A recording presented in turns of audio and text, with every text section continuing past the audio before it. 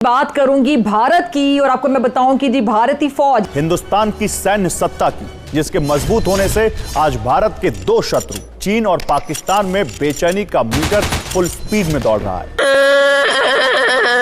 Why are you crying? Bharat में एक नई राइफल आई है दोस्तों, जिसका नाम है उग्रम, और उग्रम का मतलब है फिरोशियस, खतरनाक। ये बात तो हमें बहुत पहले से मालूम है कि इंडिया जो है वो अपने वेपन्स खुद बनाता है।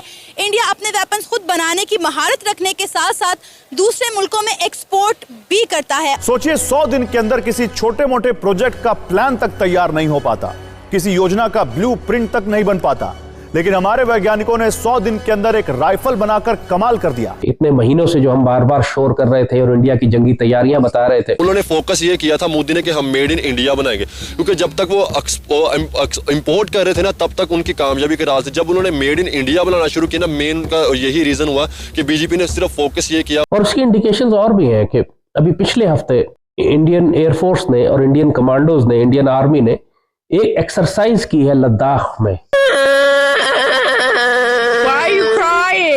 और पाकिस्तान वेपन्स के लिए अभी तक खुद कफील नहीं है। हमें हमेशा दूसरे मुल्कों की तरफ देखना पड़ता है। पाकिस्तान का एटम बम भी अपना नहीं है, वो भी अमेरिकन स्पॉन्सर्ड है।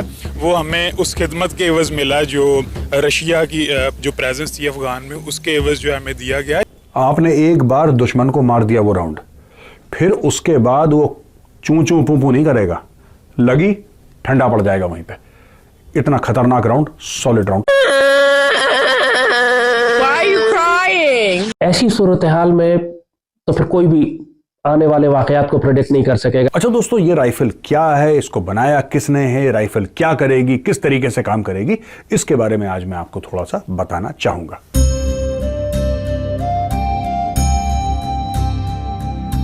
जय हिंद दोस्तों, MBM न्यूज़ में आपका स्वागत है। जैसा कि आप लोग जानते ही होंगे कि भारत के DRDO ने इतिहास रच दिया कि उन्होंने 100 दिन के अंदर एक राइफ़ल बना दी। 100 दिन के अंदर तो किसी प्रोजेक्ट की प्लानिंग तक नहीं हो पाती, और DRDO ने तो 100 दिन के अंदर राइफ़ल ही बना के कमाल कर दिया, क्योंकि भारत की आर्मी को राइफ़ल्स की ज़रूरत थी और इसके लिए रशिया की तरफ से AK-47 का एक प्लांट लगना था, जो यूक्रेन युद्ध के बाद नहीं लग पाया।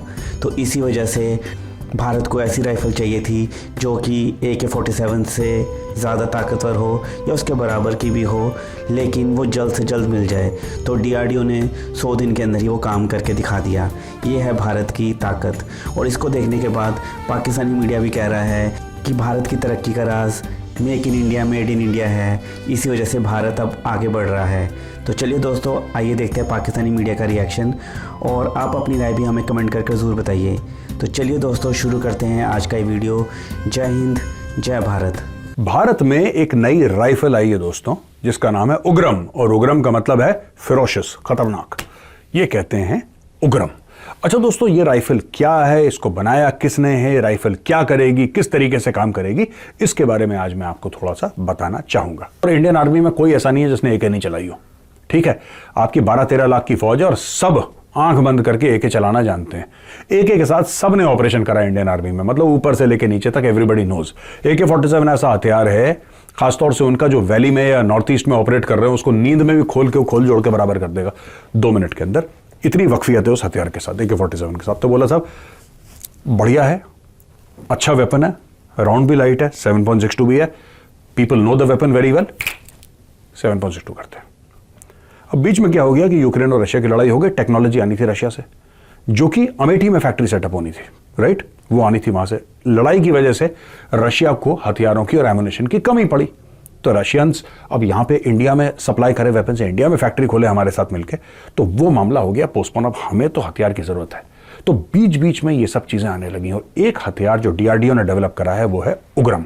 अब वापस उग्रम पे आते हैं, जिसका मतलब फिरोशियस है अंग्रेजी में, हिंदी में उग्रम यानी कि बड़ा खतरनाक टाइप का।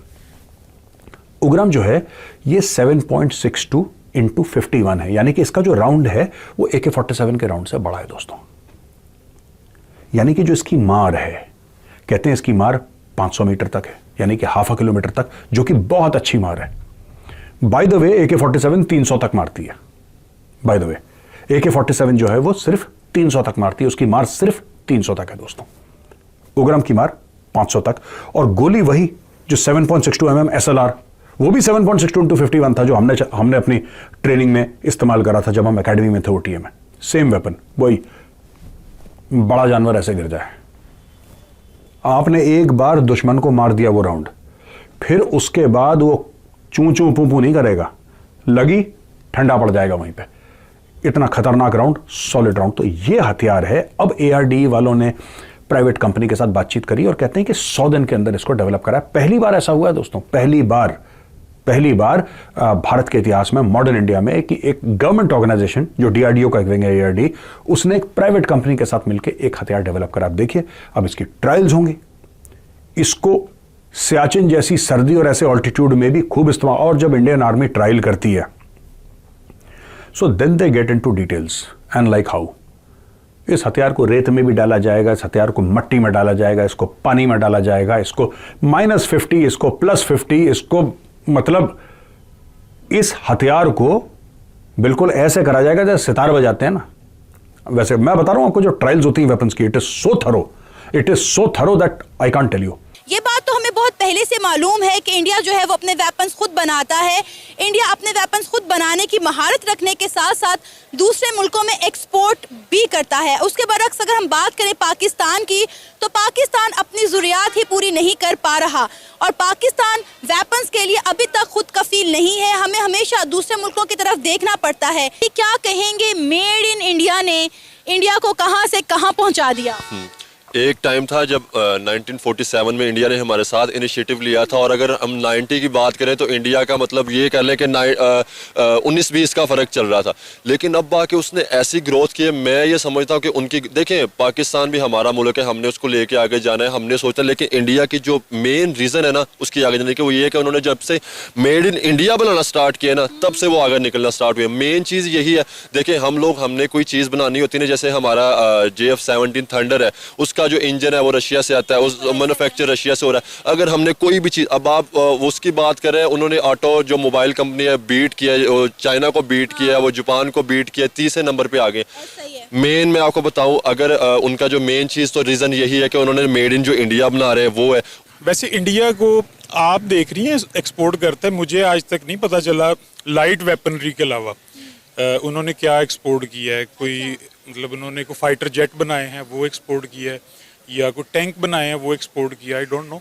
लाइट वेपनरी तो पाकिस्तान भी बनाता है, तो इसकी हर साल एक्सपो भी होती है, आपको पता है, कराची में भी होती है, लाहौर में भी होती है, या डिफरेंट कंट्रीज़ में भी होती है, इवन दुबई वगैरह में भी गालबन होती है।